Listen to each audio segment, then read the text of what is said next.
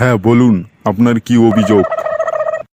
মুই একটা চোরের বিরুদ্ধে এফআইআর করিসাম। ছেলে চোর না মেয়ে চোর? না স্যার, ছেলে চোর না, চিংড়ি চোর। চোরের নাম কি? জানুং না স্যার। চোরের ঠিকানা? তাও জানুং না স্যার। সে কি, তাহলে চোরের কোনো ফটো টোটো আছে কি? না স্যার, উনি কোনোদিন দেখোই নাই।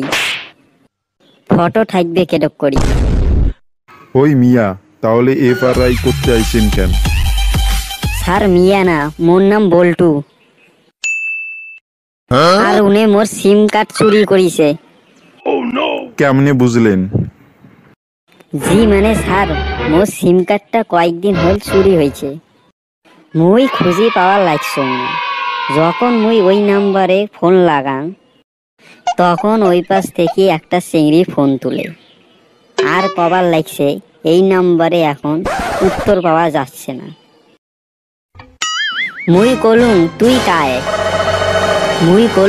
কায় এলা কেন উত্তর পাওয়া যাইবে না, আর শালায় ফোনটা কাটি দেয়।